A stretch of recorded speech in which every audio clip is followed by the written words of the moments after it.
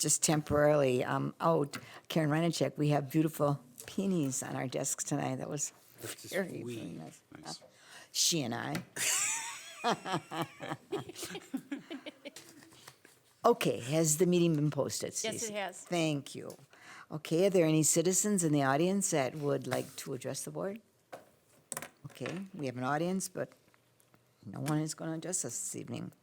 Okay, could we please have, refer to your minutes, please, and could we have a motion to accept the minutes? So moved.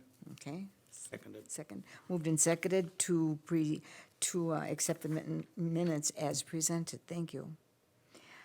We have no bright lights this evening. Duh.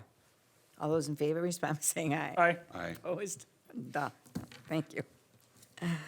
Okay, we have no bright lights, but we have a presentation item this evening. We have 4K placement and shift. Laura and Joe. Thank you. Yeah, as if we would go back about a year, we began the conversations at the table around moving 4-year-old kindergarten from the Welk back to our neighborhood schools. Through some extensive work around surveying families and looking at sites and determining space and staffing and the best place to place classrooms. We have a final presentation tonight from Laura Faust on where that's at and what the launch will look like next school year. Welcome, Laura. But before you begin, what schools will not have 4K? Be in your presentation. Fine, welcome. So basically, this is just an update on where 4K has been over the last year Yes. and where we're going. So here's the new schema. On the left is, on the left is that okay now? What we looked like in 15-16. 2000, the next circle is where we will look, how we will look in 2016-17.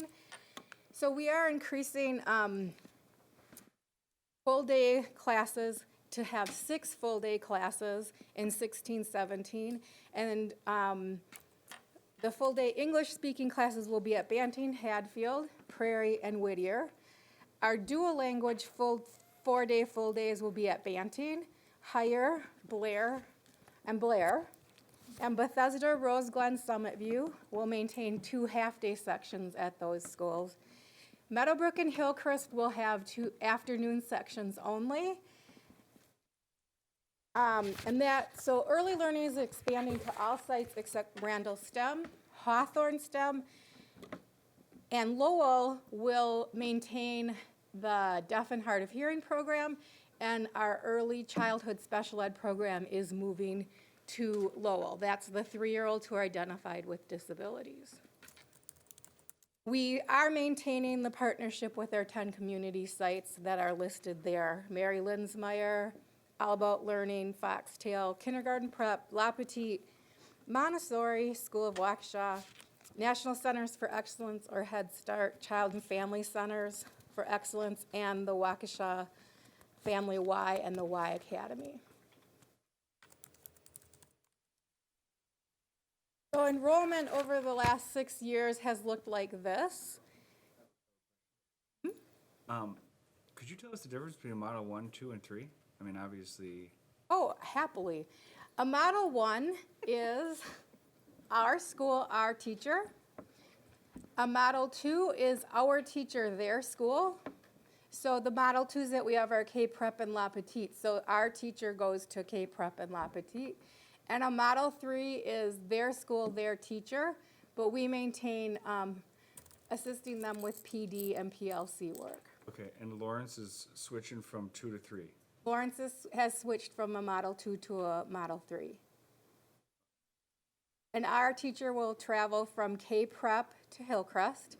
So they'll have a section in the morning at K-Prep and a section in the afternoon at Hillcrest. And then La Petite in the morning and Meadowbrook in the afternoon. Very much. Are they all dealing with the same? Yes, that's what we're working on. Yes. So the enrollment, as you can see, our trends are going up. Right now, we're at 666.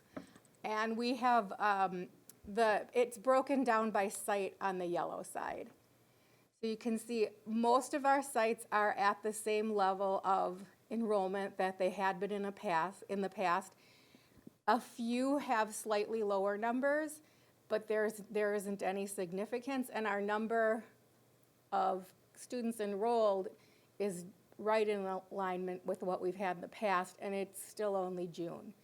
So we're going to continue to have enrollment activities. There's movies in Cutler Park this summer.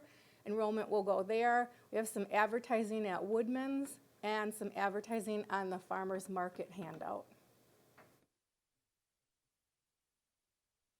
So I think that you had a presentation on the literacy continuums. The early learning teachers have expanded the literacy continuum to pre-K. We've worked off of the Wisconsin Model Early Learning Standards.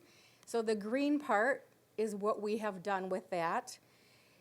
We wanted to stress the importance of developing and extending children's thinking, particularly about the message they are acquiring while being read to or when they read themselves.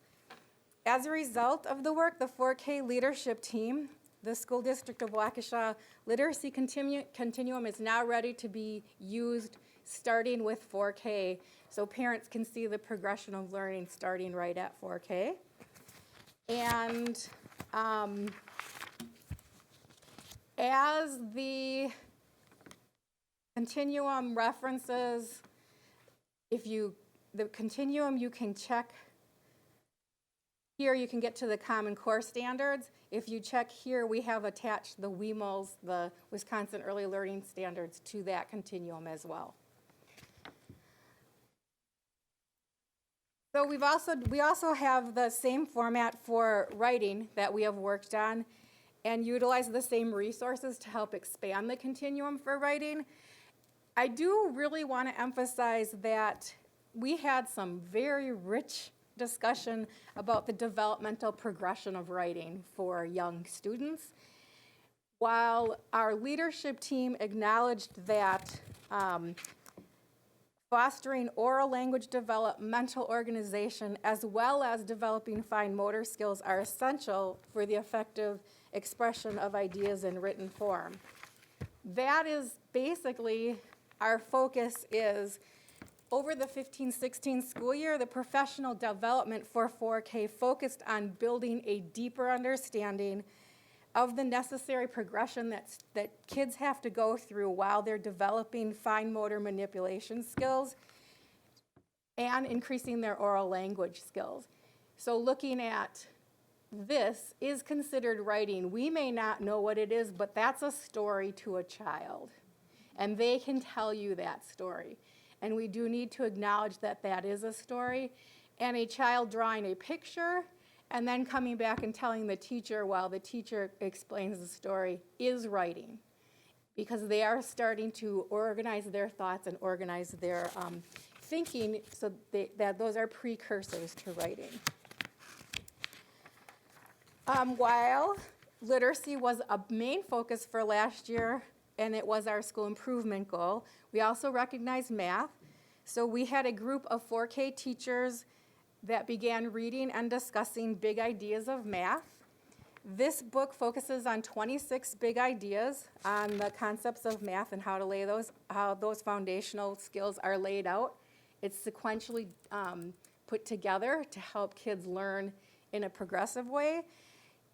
Each concept has literacy links to help teachers find great math and great books. The next step that the 4K leadership team is working on is expanding the numeracy or the math continuum of learning. And again, that will be work done using the early learning model standards. So our final work is to continue to work on the 4K curriculum framework. We're hoping to develop a continuum to help teachers monitor and guide social emotional growth, which is critical to all other growth. As we know, research shows that teaching children to understand their feelings, regulate and express their emotions, build and develop friendships, and interact in groups leads to future school success in high school and beyond.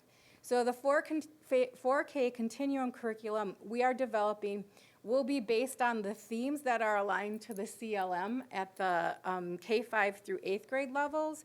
And these themes will provide a conceptual focus to support vocabulary development that are directly aligned to kindergarten.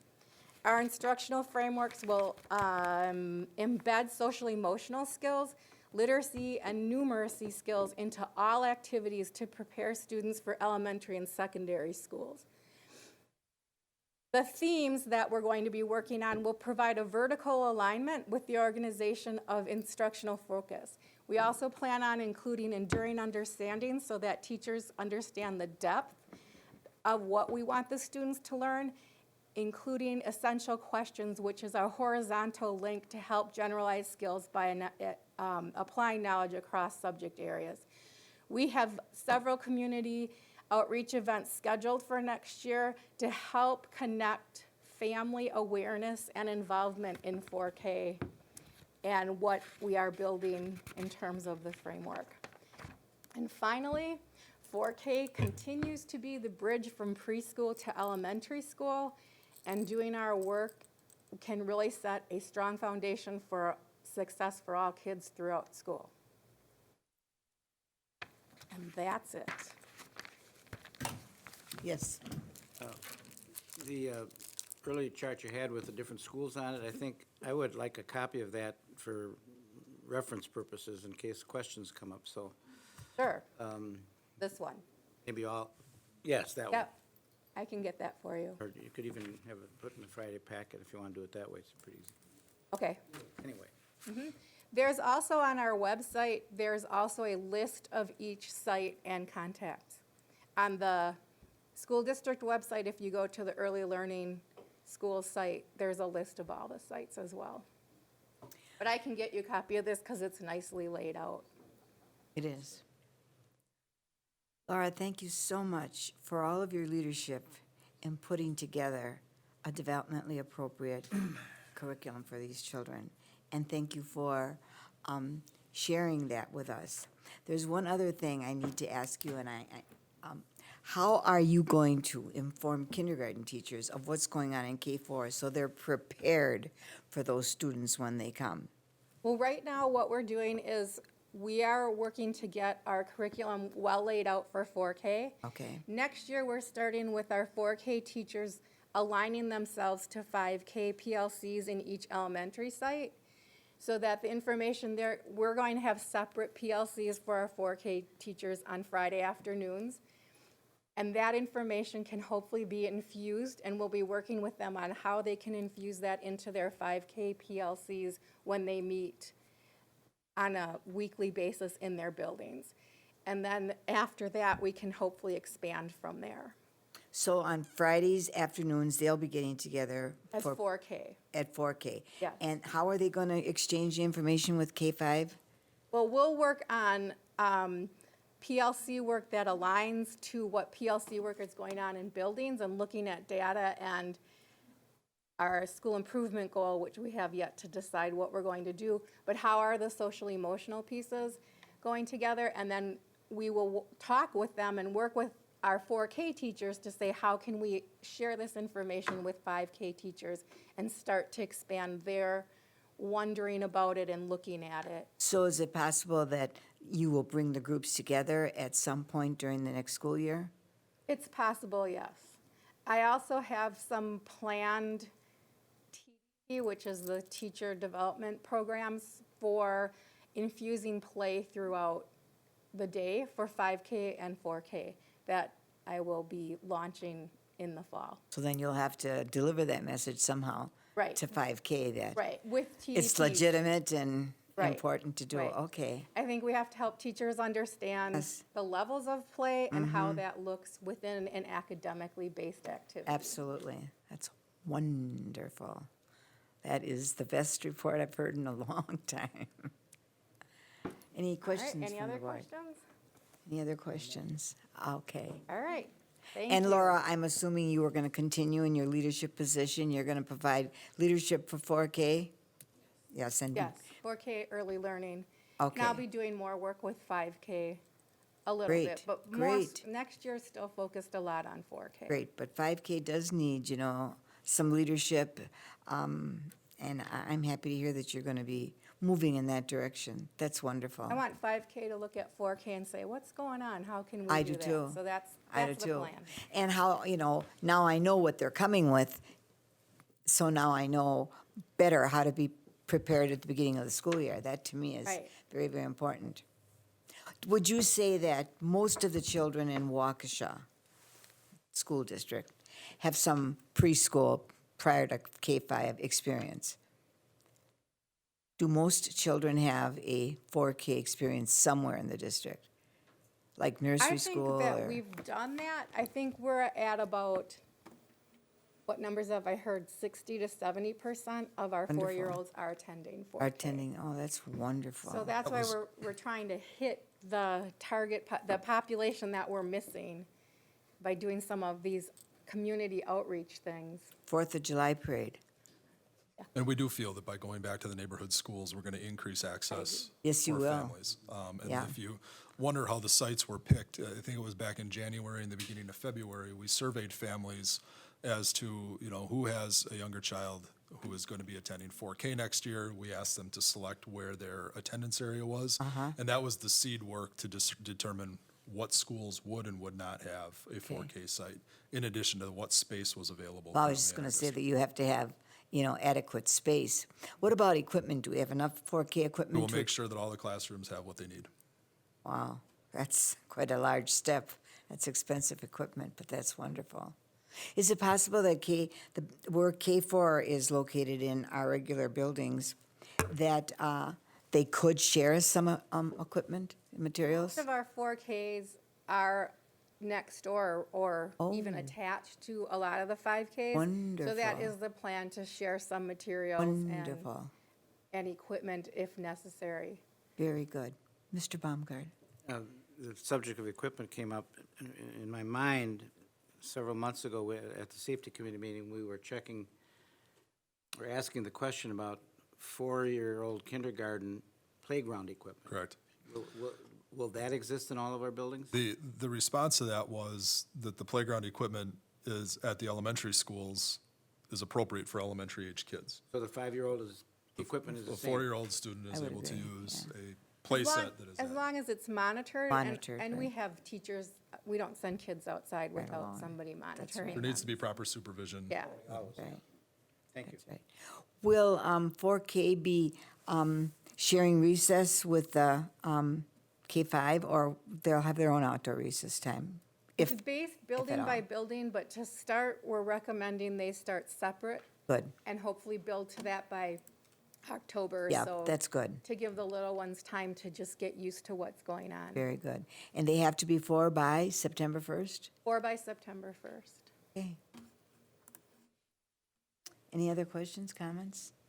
Well, that makes my day, Laura. Thank you very, very much, and thank you, Joe, for your leadership there, and too, that's so important that we do it well at the beginning, because you can't do it later. So thank you very much. Have a nice summer, everyone. Oh, you too, Laura, thank you.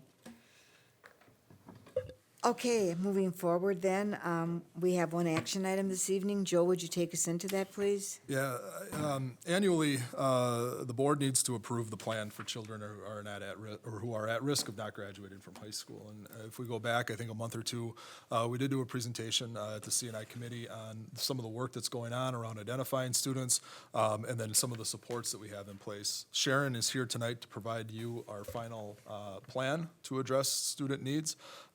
Please know that this plan is something that's going to be subject to review every single year so that we can make sure that we're capturing the needs of all of our students. Good evening. Hi, Sharon, nice to see you. Well, as you know, I was here about 2 months ago talking about the process that we took this year to see what schools were doing to identify and monitor their at-risk students, because knowing that we needed to have a comprehensive plan approved annually, so it'll be updated and reviewed annually, I wanted to make sure we were in line with what schools were already doing, and then looking to see if there were any gaps that we needed to fill to make sure we had a nice process down on paper to refer to as we move forward in being more proactive in identifying and subsequently intervening earlier for our at-risk students. So before you tonight is a copy of the plan that I have drafted. So as you can see, it highlights the state statutes, which we went over, I think, about 2 months ago. And then in addition to those, we have some additional criteria in Waukesha highlighted on the bottom of page 1, which includes failing grades in math and English language arts. Failing both of those is a factor that could be one of the identifiers in addition to students who have been identified as homeless. And then throughout, I just have definitions of each of the categories, because I know that had come up in a prior meeting, so I made sure to include that. And then, just then simply went through talking about the process of notifying families. That is outlined through DPI through the state, so into page 3 and 4, it talks about how parents are informed. That's really just in line, again, with those DPI requirements. I'm just putting them formally on paper for the school district of Waukesha, so we can make sure that all schools have an understanding. And actually, I'll have those letters drafted, and they'll be loaded into the system, so each will have that automated letter going through, personalized to those students' factors, but that way each school will have that resource available to them as well. Again, just making sure we're streamlining the process. We do have, or I would think, we have kids at risk K-5, but what are we doing for those under grade 5? Once under grade 5, with all students, they're all getting identified and talked throughout with their student services team. So if students are struggling with learning, teachers can bring their names forward to the student service personnel and principals, and then they have problem-solving teams around those students to make sure that they are given appropriate supports. All grades do that, but that's definitely what they would be looking at for the younger students. You know, I know that we have what's called interventionists now, and they help kids with, who are having trouble with math and reading. Is that at all schools or schools with the greatest need? I'm not sure which schools are staffed with intervention. We do have some schools that receive title funds that are using that. Other schools are using parts of their building budget to provide intervention to students. But when while there is the academic component of this, I mean, one of the biggest barriers that we're trying to address is making sure that kids are getting to school on a regular basis. And so that component of habitual truant is it's the entry conversation Sure. to at risk. And then beyond that, it's the other factor that goes in. So what you'll hear in the next item, information item A, is how we're staffing at the elementary level and the shift that we're making in staffing at the elementary level to begin to assist us to do a better job, to go deeper in these at-risk type Great. conversations. That's great, because, you and I know that there are at-risk kids. They don't just become at risk when they're in 5th grade. I'm sure every school is doing something, but do we have identified personnel to meet their needs outside of the classroom teacher? And in some buildings, we do, right? Correct, absolutely. In the form of interventionists and/or et cetera. On the second from the last page, we talk about the evaluation process and the at-risk student review process. Who does the intervention? Who's providing the intervention? Classroom It'll be teachers? different from school to school. A classroom teacher could, and if it's academic, an interventionist could, if the school has that resource. Sometimes they just need a touch point with student service personnel. If they're a little bit older, they might be doing a homework club. So that all has been varying school by school Okay. for how they are responding to the academic need. Okay, very good. Questions, comments? Mr. Baumgart? This is an action item, and first I'm going to ask a question, and then I'm going to make a motion. You mentioned DPI. Have they seen this? Yes, they have seen a So copy of we are in accord with Yes. what DPI is after? Correct, Okay. I would like to move for approval of do we have a particular title for it? Waukesha at-risk plan as given to us. Okay, is there a second, please? Second? Second. Okay, it's been moved and seconded that we approve the curriculum instruction Waukesha at-risk plan as presented. Okay? Any further discussion or questions? Okay, all those in favor respond by saying aye. Aye. Opposed? Okay, 4-0. Thank you.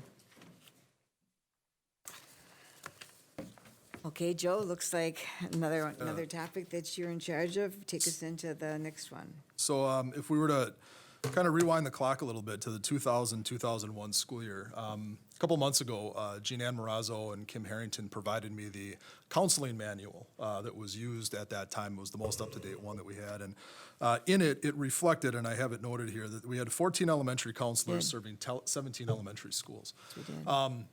A few years later, the board had a difficult decision to make through the budget process, where they did a reduction in force, and we lost, in essence, that entire elementary counseling team.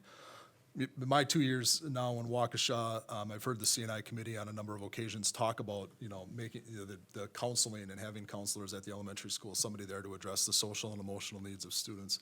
As we came into this school year, we began to really take a look at what it would take for us to get back to a level of staffing that we could do that. Now, we couldn't hire back 14 counselors. It's just that was prohibitive. But we did have a way to look at what our student services teams were, our psychs, our social workers, and our counselors, and create a framework at the secondary level where there was an understanding that there could be some shared work. We also took a look at where we were at with our elementaries, where we had last year 1 elementary counselor, this year 2 elementary counselors, providing oversight of the curriculum and delivering some lessons. They were serving 14 schools, so if you can imagine unreasonable. how much traveling they were doing, Unreasonable. that was a component of it. We also had a rotating psych and social work model that would go in and service each of our elementary schools, and those staff did a very good job, but if you can kind of imagine the ebbs and flows of the days in the week, you may have 2 people who are working at other schools and a crisis happens at the other school. And everything that they wanted to do at school A got passed up because they had to go over to school B. Right. So with the help of the special ed and student services directors, we took a look at where we were at with all of our staffing this past year. And we had some areas where we were able to do a reduction in force based off of just a low enrollment of student. Where we looked at where some special ed staff were. We had some retirements. They were not part of our budget conversation, so we didn't need to reduce in that area. We were actually able then to build in. And so going into next year, we're going to have 13 elementary sites because the Welk, as far as an elementary site, is going to be closing. So we'll have 13 elementary sites. We're going to have 8 school social workers servicing 8 buildings. And then we're going to have 5 school social workers servicing 5 buildings. And so we're going to be able to dedicate 1 full FTE to this social and emotional support for students at the elementary level. So when you ask questions about what are we doing for, reaching out and getting the behaviors, getting a hold of kids, making sure that they're attending school, working with parents, we're in a position where we've created a go-to at that school for teachers, for parents, for students, and for the administrator, so that we're not subject then to the ebbs and flows of the week. There's a person who's going to be reporting to Prairie. There's going to be a person at Summit View, so on and so forth. But once a week, not every day. No, they'll be there every day. That is going to be their full-time job. One of those 3 people will be there every day. No, we will have either a psych or a social worker staffed at that building. Wow, So when you that's look at good. that That's staffing good. level, back in the 2000-2001 school year, our elementary schools will be serviced to that same level again. Wow, that's great. And so we are spending some time this summer in professional development with our psychs and social workers at the elementary schools. We're going to be working with our principals so that they have an understanding of what that design and that model looks like. This is not anything that is new or innovative. Some of our neighboring districts have a model like this. In my prior district, we had a model like this in some of the neighboring communities. It really did allow for a dedicated person to work with kids beyond reading and math, Yes. so that we could provide an earlier intervention to them, be more supportive of where those kids were at, so that we could, catch them early and, Yes. prevent, if need be, that at-risk designation. So I'm happy to be able to report that. I know that was something that had been on a number of board members' minds for a long time. Would they ever get involved in supporting any academic needs, or is it pretty much social emotional? So if you remember a few years back, there were a number of conversations around RTI. Yes, the RTI, multi-tiered. yes, yes. These people are going to assist with those processes in the Okay. school. Okay. Some of it's going to fall in the academic realm, but I do not expect that a psychologist is providing a reading intervention. Okay. I really want the psychologist to be working with the student in the area where they have expertise. The same thing with a social worker. I mean, they're very good at working with kids, working with groups of kids, finding other parents. resources. for the child, for the parent, for the school, and that's really where I want them to be focusing their time. That's great. Oh, Joe, that is just wonderful that that extra support will be available in those buildings for those students and teachers and principals. That's excellent. So Good I'm happy use to of be able staff. happy to be able to report that. Oh, that's very, very, very good news, because that's always been a concern since the counselors have been gone. Who does one go to? You know, there's not a counselor, not a social worker, not a psychologist. Where do you go? You know, well, you're left, you know, to do the job that you were hired to do, but still, it's always helpful to have someone like that supporting you. Correct. And that's good, and they'll be available to parents too. They'll be in working at the school, so when. Oh, that's you know, wonderful. The parent at Hawthorne Elementary School who has a question about, you know, whatever social and emotional behavioral area it could be, I mean, if it's not disciplinary in nature, that would, you know, that will still go to a principal, but if it's in those other areas, they do have that contact between the classroom teacher and the student services staff person. When you think about, you know, the ability to go to a classroom to provide support to a student and a teacher in the classroom, where you're really not working around anybody's schedule other than what might be done in and amongst the day. I mean, if there's a meeting, there's a meeting, but it's at the school where they're working. So this full-time designated person is going to have a And strong they'll impact know on the our system. students, and they'll know the teachers, and they'll know the culture of the school, and that's wonderful. It's best news we've had in a long time. Where we are going to have to focus is to make sure that we still have that collaboration among psych, social workers, and counselors. We're going to still facilitate our monthly team meetings. We're by no means taking phone extensions away from people, so the relationships they've established, we're going to encourage that. At the schools that do not have a psych or a social worker, so the 5 elementary schools that'll be staffed with a social worker, they're going to be able to reach out to a psychologist at the secondary level, a school that their elementary school would feed into. And the same thing for the psychologist. They'll be able to reach vertically into the system to grab support from the social worker at the secondary level. So what you're saying is that if, you know, you need to have an evaluation done, and you don't have a psychologist at your school, the psychologist will come from somewhere in the district We to have do that. strategically aligned schools to Right, make sure that the right. workload is very manageable. And will the psychologist still sit in on the IEPs, or, They will still be the case manager Case for manager, the okay. evaluations. Okay. Some of the other professional development work that we've done this year is we're prepping our special ed teachers to case manage reevaluations, which is, it's a logical move. You know, Sure. if the special ed teacher has the relationship with the student, they know what the reevaluation need would be. It can build right into the annual IEP, so we're able to address the reeval piece, which allows some of that time from the psychologist. Instead of case managing paperwork, they're able to then really provide the support to the kids. great, wow. Any comments or questions? Barbara just had one. I think you kind of answered it already, Joe, but how do you determine what school gets what personnel? We've looked at the history of where schools are at, for instance, around free and reduced lunch, what type of behaviors, what type of county referrals we've school had. needs.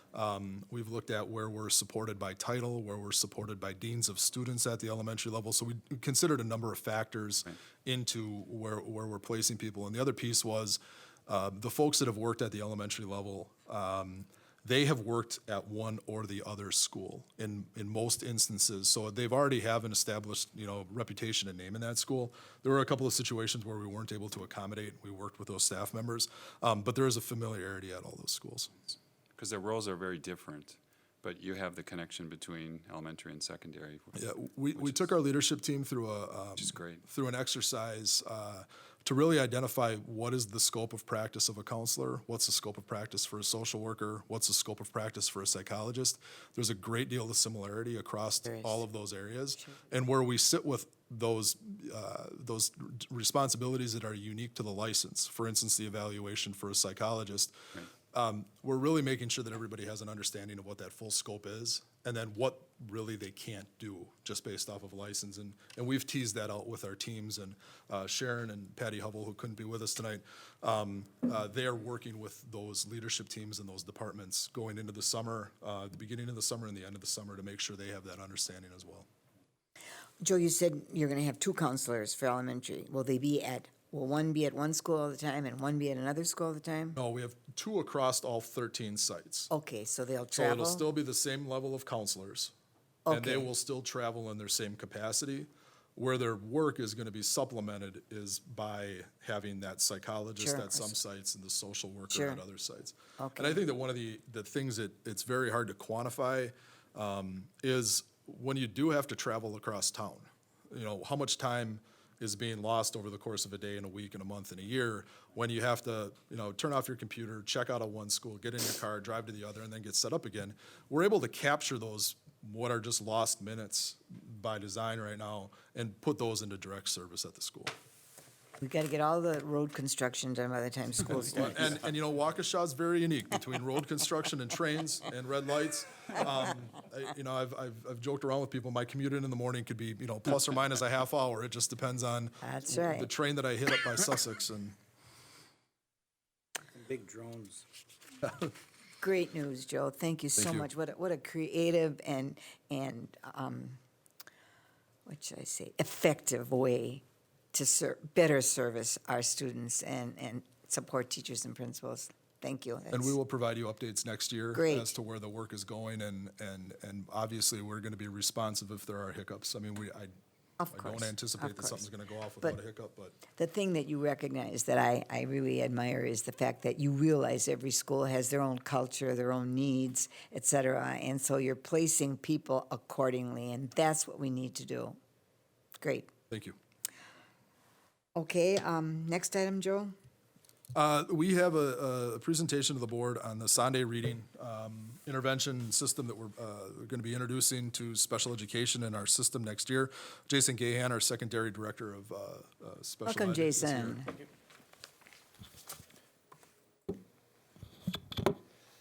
In recent opportunities in the past months to keep the board abreast of some things that we've been working on within the world of special education, you've heard me focus in on consistency and professional development and the work that we've been putting into that and the opportunities that we've been providing to staff as the school year went on. One thing that I did not mention over the course of those opportunities was our specific focus on literacy, especially when it comes to children with special education needs and the academic or reading growth that they have been making. So through a variety of examinations of data and consultation with grade level, with special education staff and building administration, we've realized that the district had a gap. For a variety of reasons that I won't get into, that I specified a little bit in the board, in the report that you were given. We have great things going on, but across the district as a whole, we identified inconsistencies, not both in material and in training of staff. We incorporated or asked staff across all grade levels and disciplines, specialty areas, effectiveness coaches, interventionists, special education staff, and building administration to conduct an exploratory process and really trying to fill that gap that we've identified for students with reading needs that have been identified with special education needs or services. So through a variety of opportunities for phone consultations and site visits to neighboring school districts, we really honed in on a reading intervention or curriculum system called Sunday Reading. We're excited. It's something that after exploring it, all the staff, or the majority of the staff involved, were sold on it. They feel that it's going to have an immediate impact on the skill sets of our students, on the needs of our staff, and the professional development that we've been able to incorporate into it is something that we've really been missing. We have put the ball in motion. We have a week of training that's going to be starting the first week in August. It's going to be multiple days of training per individual, and we're excited about that. The material will be coming in, and the staff will have not only material but the training to hit the ground running come September 1st of next year. Jason, when you talk about staff, you're referring to special education staff? Correct. At this point, this will be an intervention that will be in the hands of our special education teachers. Okay, One additional piece to that is the professional development. It's frequent that we have an introductional series or approach, and then the teachers, it's kind of left up to them to make that happen as far as implementation goes. One thing that we really wanted to make sure that was happening was that the teachers not only had the initial orientation to the curriculum or intervention, but then had that ongoing support as we get into next school year. So that's a piece that we're focusing on as well. We have monthly built-in consultation from September through December planned at this point, with in-house consultation from Sunday reading experts, kind of left up in the air as to whether we need it as the winter and spring approaches. So again, the commitment for consistency, the commitment for training, and the commitment that we will make sure that students across the system, no matter what building they're in, will have the same opportunity who present with a similar need and skill set. A certain percentage of special ed students do participate in the regular classroom reading blocks, correct? Along with inclusion and multi-tiered systems of Yes. supports, this will be something that will simply be available for students who have skill deficits in the area of, Okay. and again, it's really for decoding and spelling. So they don't necessarily excel in by going into the going to the regular classroom and developing their skills as successfully. And this is going to help them better develop word attack skills and decoding spelling deficits. Or it could be a combination, and hopefully will be a combination of both. Meaning Okay. that they still get exposure and experience within the general curriculum, the general classroom, but then they'll get what we call a double dose, and that's Sure. an intervention period Great. where something like this, or an equivalent in the area of reading comprehension or math could also be supplemented. Mr. Baumgart? Your last comments interested me, so you've got the sun, is that how you pronounce Sunday? Sunday. Yeah. You've got that method, and then in the traditional classroom, other kids might be getting another method, but so you said there might be some integration of the two. For any given student, there might be an integration. Are the two well synchronized so they get together, so, you know, the traditional way of teaching and this way of teaching? Or did I misunderstand something? There's no tradition. If one of the special ed students is going through the Sunday program and also spends time with the traditional teacher in the inclusion process, Sure. is there anything that would be, No, in fact, within the general curriculum, when it comes to a workshop-type model, the skills that the teachers work on are the same skills that all students are expected to learn and develop. This will be a specific approach that teachers will have a curriculum focused on decoding and spelling, where students will still have the access to the general curriculum and the methods and groupings and the great instructional strategies that are available to all. But the students who are still needing to go back to the roots of what goes into reading, who are not at that level, who can't benefit from the workshop model or the general instruction like all the others, or like some of the other students in the classroom, this will be an intervention piece that will hopefully help build those foundational blocks so that the achievement gap will close to as much as possible, so that general education experience will be more beneficial in years to come. okay, this supplements it positively. Absolutely. Thank you. Just to take this a little bit further, in our recent history, we've had interventions in special ed, Wilson intervention, Wilson reading program and such. There was a point in time to the Wilson training, and since that point in time, staff have either moved on from the district or moved into different areas, and we've hired new staff. And we didn't revisit that point in time with the Wilson training. And through looking at the various programs that were out there, and Jason, you know, bringing this to us and taking us through an exploration of it, by doing this summer, it allows us to pay a lot of attention to this particular reading intervention, which is a common intervention needed for kids with disabilities in the area of reading.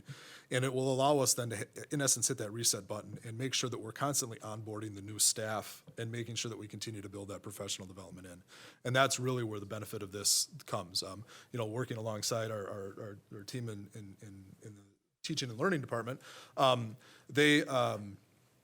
know, they have rolled out this literacy framework for our teachers and our students. And one of the things that they've been very attuned to is going back and making sure that we onboard the new staff appropriately. And so to partner with that, to make sure that we're continuing that theme forward in special ed, we've paid very much attention to what are the basics that all of our teachers need. And we are finding that this is going to be a foundational piece where we have staff that need to be trained at all of our sites to make sure that our kids can grow into the future. Does our current reading program, Reader's Workshop, have as strong an emphasis on decoding and spelling as the Sunday program does?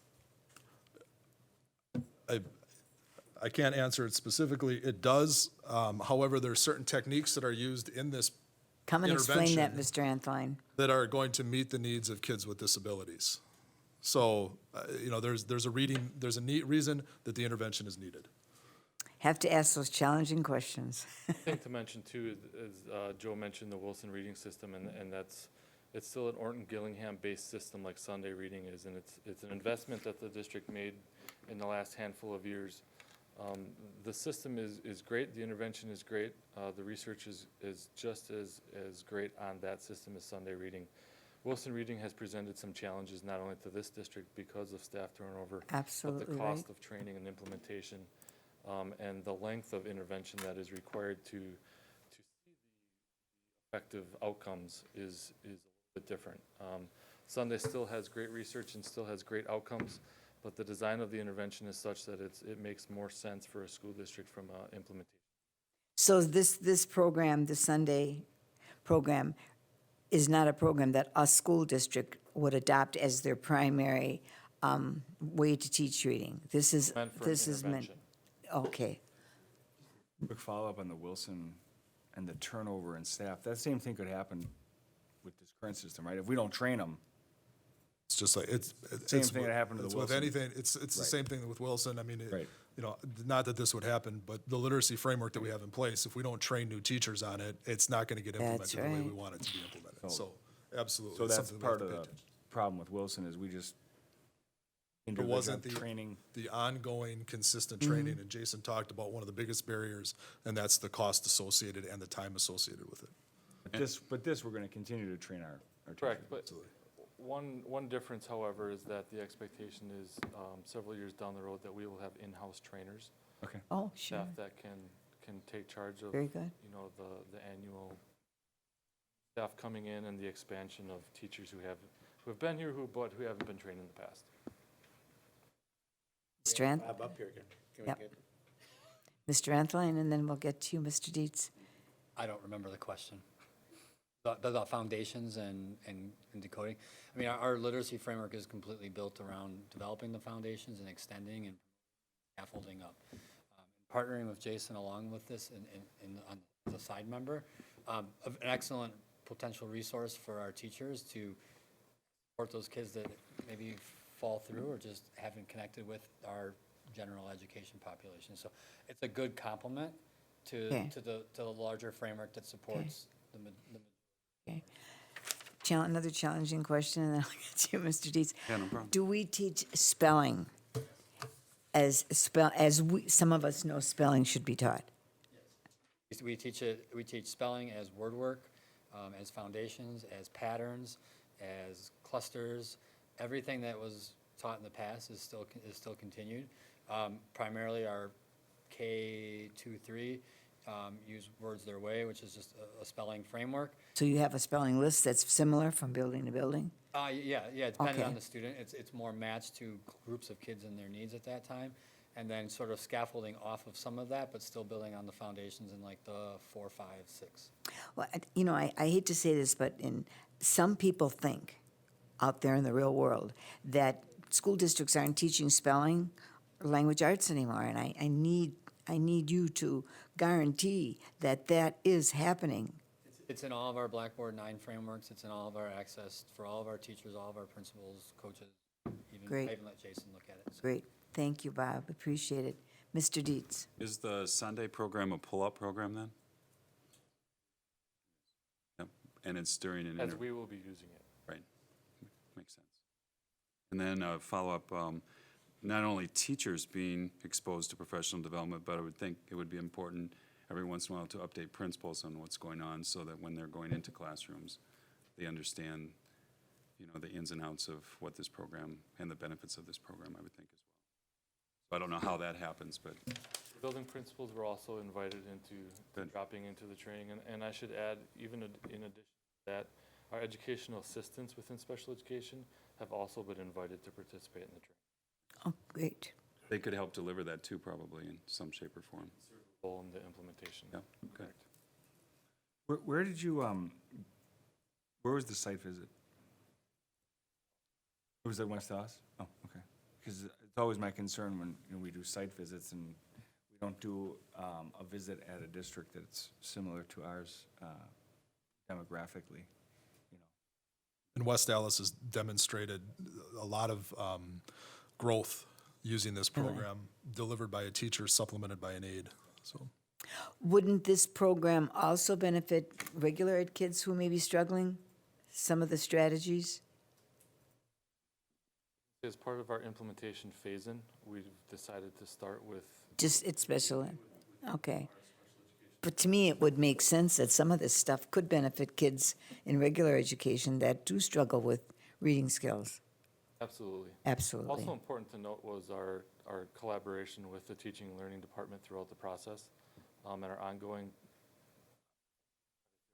conversations with the successes or the challenges of the implementation, and then to work as a true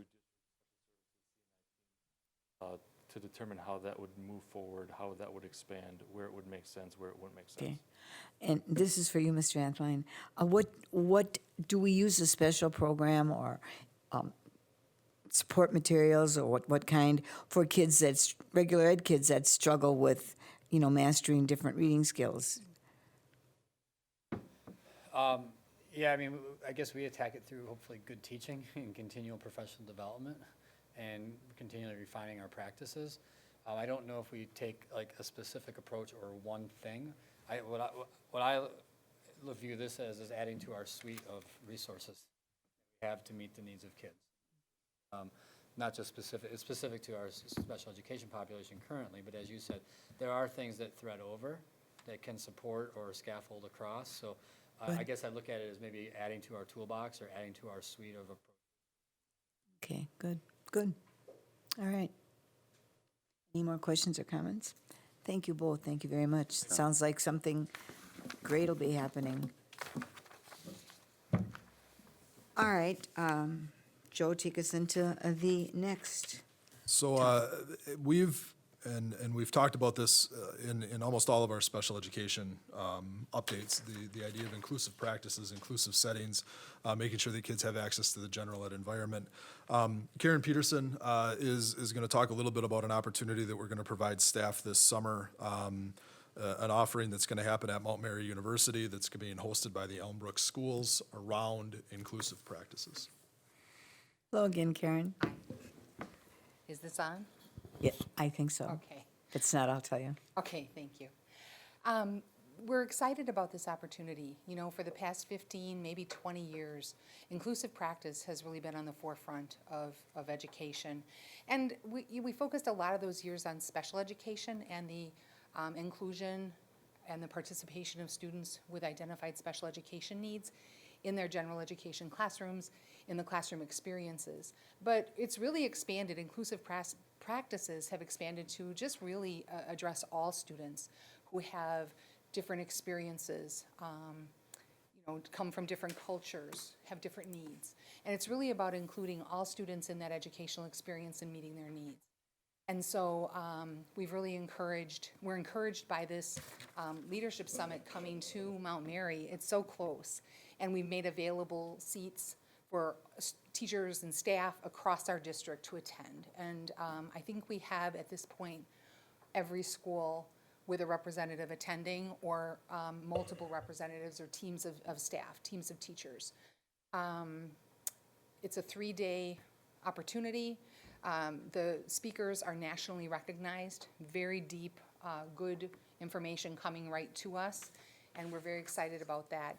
And that whole idea of inclusive practices really sets a tone of building collaborative structures so that we can differentiate and adjust in the classroom for the work that's needed for students. So this is for all students, special education, regular education. Right. So Inclusive practice really has expanded to talk about all of our students. Wow. So I think we have a good number of regular ed teachers coming and special education. And I think somebody said that we actually have more general ed teachers signed up to come, which is really exciting. Wonderful. That's great. So this is going to improve on what we're doing. the outcome should improve on classroom instruction everywhere. Yes. In elementary school. Yes. Okay, great. And we're hoping to build on the many, I mean, they'll be talking about differentiation, they'll be talking about co-teaching models, they'll be talking about equity and how to help all students access their classroom experiences. Just a lot of different topics, and we can build on that through all of our schools next year. Sounds great. Great. Questions? Comments? Another great move to improve teaching and learning. It's wonderful. Okay, thank you, Karen. Next item. Joe? So, you know, we've spent a lot of time talking about the teaching and learning aspect, the special ed structures and such, and what I'm happy to be able to report on is really the work that we're doing to partner with our most important partner, and that is the parent. The district, for the past, I'm guessing about 15 years, has had a parent liaison. A parent who works alongside our leadership in special education to address the needs of students, particularly families, to work with us on some outreach projects with our parents. And our district family engagement liaison is in place to assist us in doing a better job with our families. So as we've moved forward, Roberta Hart Schultz is our liaison. She gets training through CISA 1, through the WISPE project, which is the family engagement project through the state. And she has worked closely with Patty, and Patty did want to be here tonight. She did have to go home ill today, to really help us partner. Linda Sumwalt and Patty Hubble and her get together. If you remember back, we did a brief memo to the board around the holidays where they did a Santa event at Summit View. I sure do. And that is a byproduct of our work with our family engagement person. In the spring of the year, we had a family resource night at the Welk campus, at the White Rock campus, where we brought community resources in where families could come in and access post-secondary opportunities for their children, summer opportunities for their kids, because oftentimes those just aren't readily available to a family of a child with a disability. So we're going to continue to go down that road with parent outreach. But the area that we're going to build in and fold in is having a roundtable conversation with our families so that we can Great. have our teachers, our administrators there and present to talk with families on the direction that we're going in the district, on what some of our initiatives are, but also to listen to their concerns, to bring people into a little bit more of a comfortable environment instead of waiting until perhaps there's an issue or there was a bad experience. We're going to try to proactively work with our families in the years ahead. And that's going to be some of the big work for our family engagement. So is this specifically for special needs? It is students, specific to families? special ed. It's Okay. money that is set aside in the flow-through grant and the IDEA dollars that are provided to the district. It's something that's supported at the state level through the special ed department at the state. So you ultimately want families to be more engaged in their students' education? You know, actually, reflecting on the prior districts, in my prior districts, I want the families to be able to inform us on the direction that we're going. Okay. So that when we're talking about, you know, an instructional approach, or we're talking Sure. and listening about staffing, when we're hearing about some of the ins and outs that families are having to experience in our schools. You know, our elementary schools run through 5th grade, and then there's a transition to 6th, and then our you know, we go 6 to 8, and then we transition to 9th. You know, we can get good information from families on how to set those transitions up to be as successful as possible. You know, this is a good forum for us to hear about that. Very good. Nothing like having better communication. Absolutely. Okay, any questions, comments from board members? Okay. Next item. Seeks, again, this was going to be a topic that Patty was going to speak on tonight, and I hope I do it good service. You've heard a couple of updates this year on Seeks, the social emotional learning, knowledge and skills. We had the opportunity to partner through the Elmbrook Consortium with a consultant named Jen Townsend this past year, and Jen has worked for a number of years on this Seeks model. It's something it's national, but it's really pocketed right now in southeastern Wisconsin, also pretty heavy in some southern states. It's really taking a look at planning around the student who has the most needs in the class and meeting that, and then scaffolding away from there to try to meet the needs of all learners. Understanding that there's a layer to the education that goes beyond what is the student able to do and how are they able to perform with, just in those academic areas. And our staff this past year, we had 5 schools participate in work with Jen. We also trained our entire special education department. We had 3 evening sessions where we had, through both, we did a elementary and then a secondary. Through both, we had about 200 staff members per go through this progression of training so that they had an understanding for it. We're going to be offering an experience in August where staff are invited to attend from around the district, both special and regular ed. And we're going to continue to dig into this going into next year because we recognize that there is more to the educational experience than just the instructional piece. Okay. Questions, comments? Just another way of meeting needs, enhancing communication. All right, next, Joe, is academic and career planning. Academic and career planning. We have provided several updates this past year on ACP and the work and the approach that we're doing in the district. Sharon is here tonight to do an overview of what's been covered, but then also the direction that we're going in. Again, Hello again, welcome. we brought Amy Lang as Yes, well. Amy. So she's been I always like to see Amy. integral in the planning this year. So again, I feel like it maybe in January we talked about ACP, and I gave an update that we had a committee that has been working at the district level, including several stakeholders, so we made sure that we had everyone's voice represented. So since we last met, we had a great working and planning session with a very strong team where they're actually mapping out the outcomes, and then writing the lessons as they align with the outcomes for all of our students. And so first, I'd say we were about 50% complete with the lessons. We brought them back again, and now we're upwards of 80% done with the lessons that will be delivered next year. So as you recall, we are going to pilot this next year as our year 1, because the state's requiring in 2 years that everybody's ready. So next year is our year 1, but we still have 1 year to make sure we have everything aligned appropriately, and then to also give us time to plan the subsequent years as we're looking at rolling up throughout the grades to make sure that we have everything connected. So next year really is that baseline knowledge for all of our students as we move forward.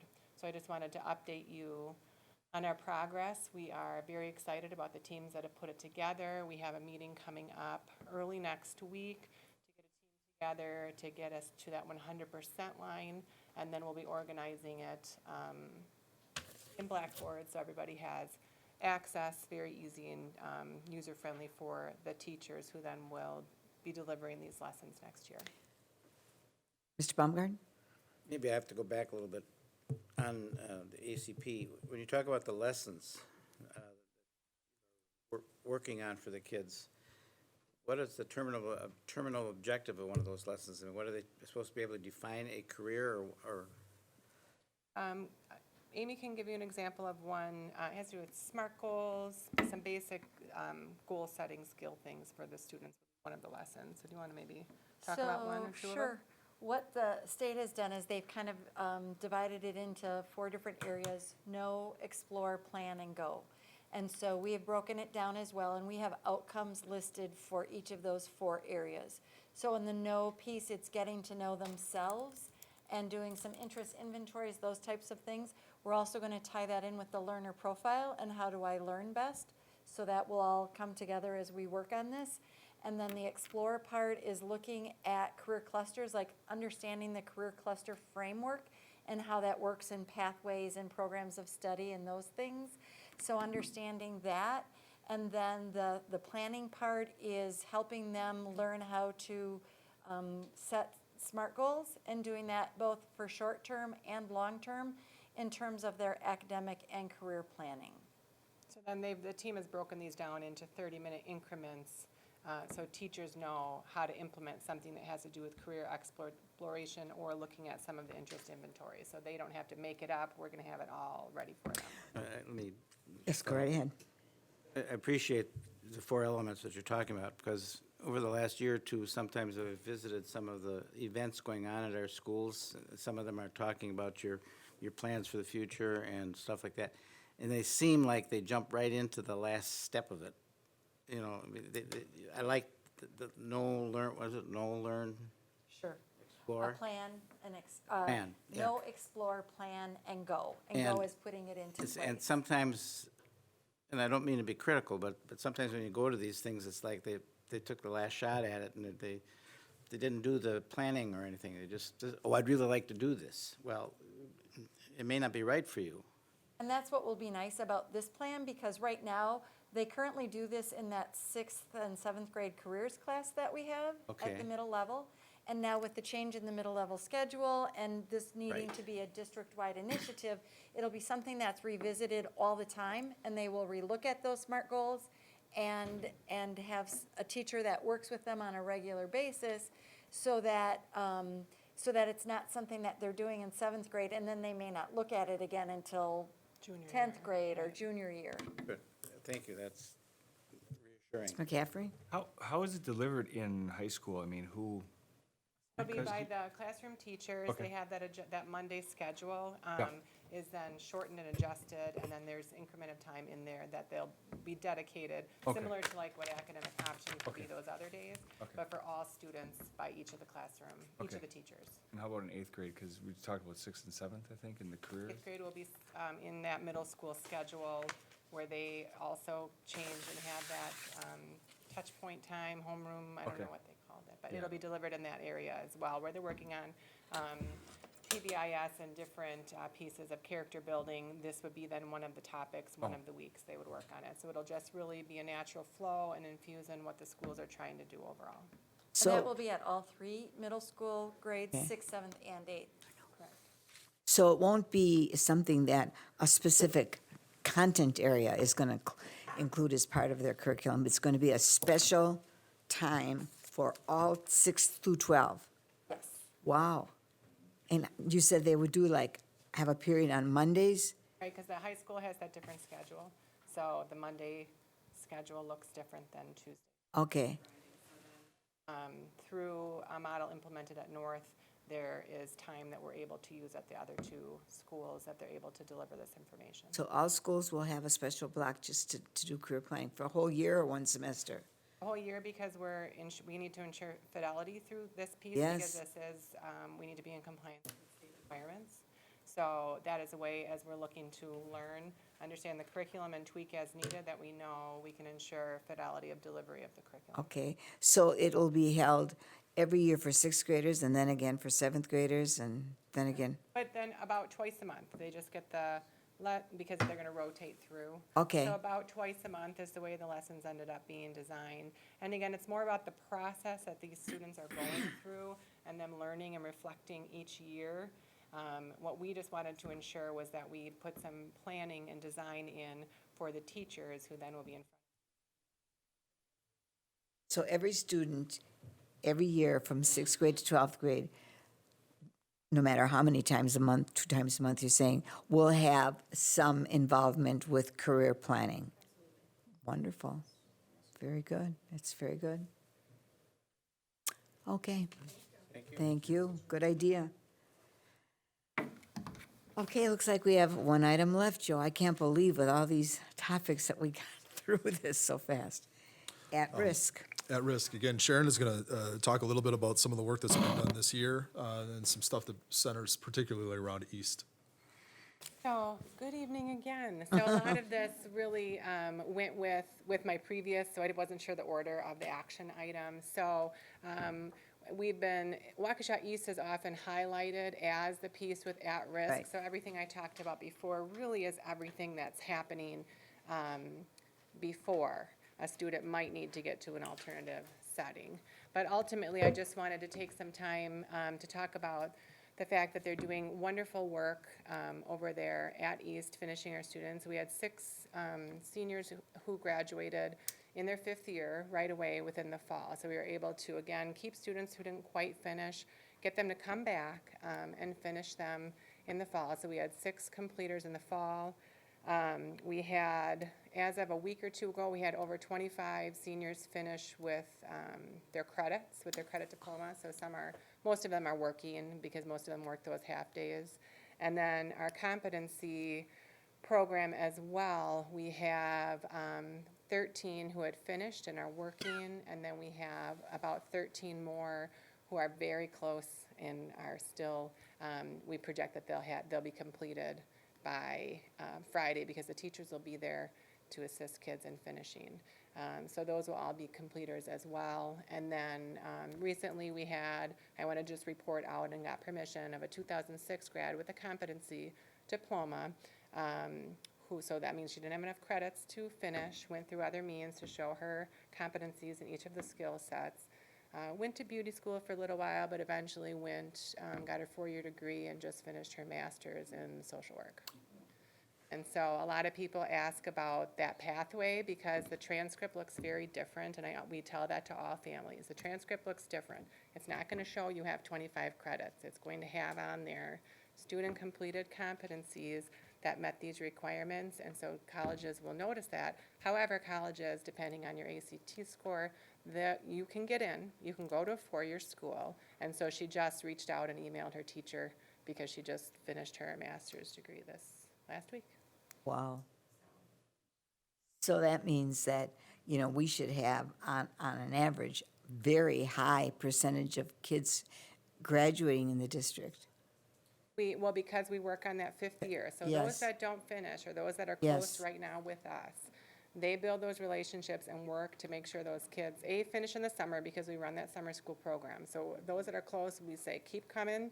They don't even take a week off. Those teachers are back that next Wow. week just to keep them in the habit of coming back, to get them to finish. And then again, we save and open up those seats for anyone who needs to finish in the fall. So again, not direct routes, but I just wanted to give that last report, and then especially since we received unsolicited feedback from this grad, because she was so excited and thought back about her awesome. journey.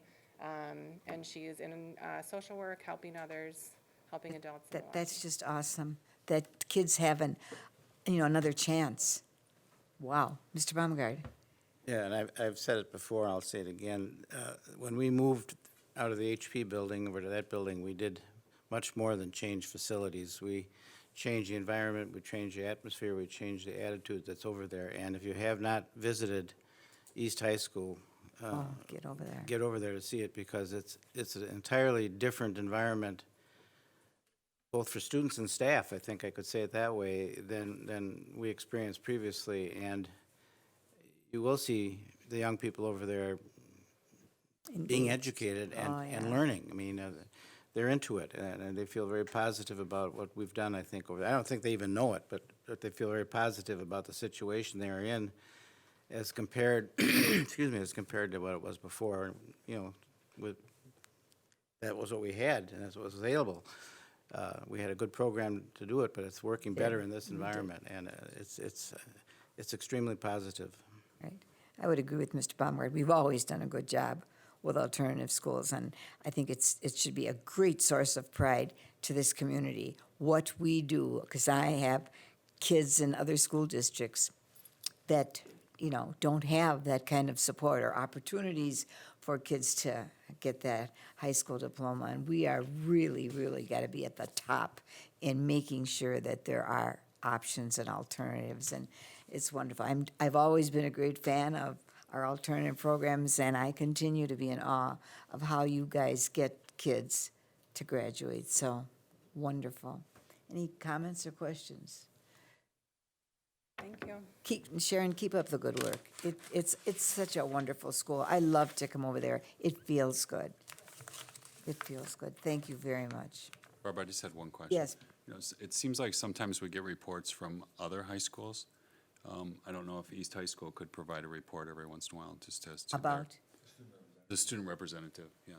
Oh, having them come also. That's been mentioned before. Do you understand? Yes. Every month we have 2 students, either from north, south, west, and they tell us what's going on in their school as far as activities. Greg is suggesting that we include the East High School kids to come and share with us what they're doing in their school or what's happening. That would be great if we could. Fun. And I know that Bill does his charter report every, does he still do the charter Yeah, report? he And does charters. I would hear from Ryan regularly and included that in there as you yourself have, and we'll continue that. But Greg, and I think I've talked with somebody else about this, might have been Kurt, about the fact that maybe at the board meeting, the student reports, let's move towards 4 high schools rather than 3, so.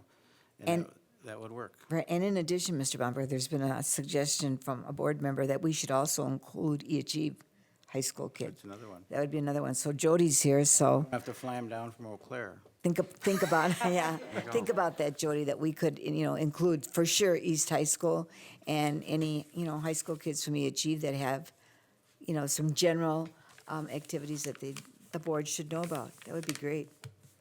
Great. Karen? Thank you. And even if it's not live, because it is a virtual school, maybe they could turn it to the screen. Great idea, Greg. Okay, thank you. Thank you, Sharon. Okay. Believe it or not, we've come to the end of our agenda. Thank each and every one of you for all of your participation this evening. Thank you for your preparation, Joe. Mark your calendars. We will have no CNI meeting in July. That's kind of been a practice.